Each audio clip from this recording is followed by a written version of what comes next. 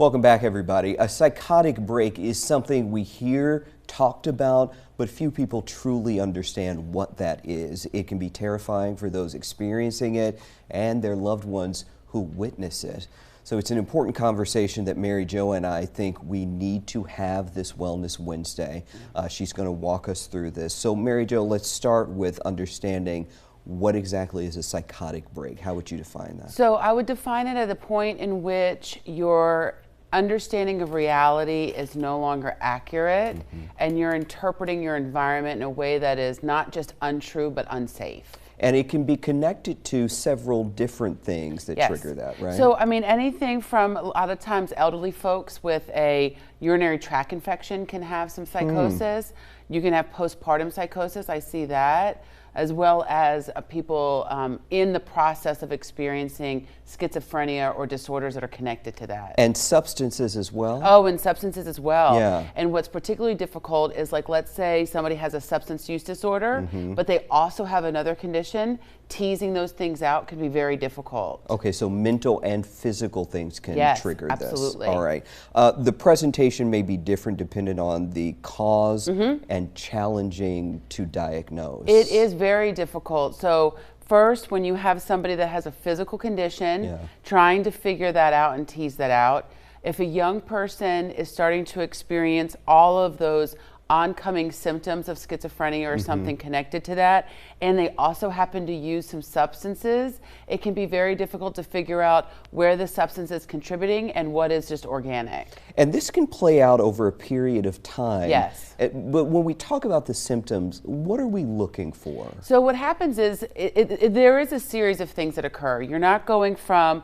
just typical daily functioning to completely not being a part of reality. Yeah. You're seeing this slow start of like paranoia, suspiciousness, not trusting people in their lives, disengaging, starting to become very overly isolated, and then it's this slow downward spiral until full psychosis occurs. And so if you've seen this, and there are people who have witnessed this in their lives, they've witnessed someone go through it, but it is hard to intervene with that, with a person, right? Absolutely. So one, the first thing that happens is you start to see some strange things, and you try to talk to the person about it, and they shut you down, and they become angry. And the more you bring it up, the more they push you away. So you're in this very weird situation of trying to love and support them, but also trying to encourage them to get help without them having them believe that you're a part of their maybe delusional thinking. Yeah, because in many cases they're paranoid. Yes. And you can fit into that paranoia. Right. Like maybe you're trying to harm them too. Absolutely. So you don't want to challenge somebody in their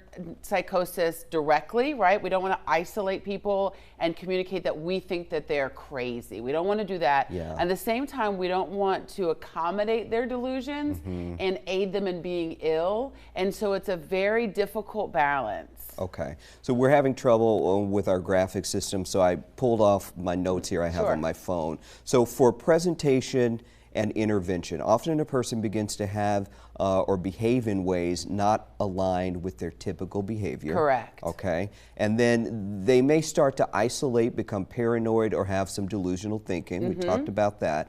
But intervention are difficult as a person may not be receptive to that. And we kind of touched on that. So let's think about it. So if I'm a young person and I'm starting to show signs of schizophrenia, I'm also a young person who wants my independence. Yeah. I want to make my own decisions. I don't want my parents maybe to be involved in what my interventions look like, and maybe I don't want to take medication. And so the attempts at, hey, you're still a young person, listen to me, I know what's best for you, no you don't, now I'm going to have that natural conflict. Yeah. Because you can't force them. You can't force them. I have so many conversations with grieving families because they're going through trauma, these families. They're going through a sense of loss, in my opinion.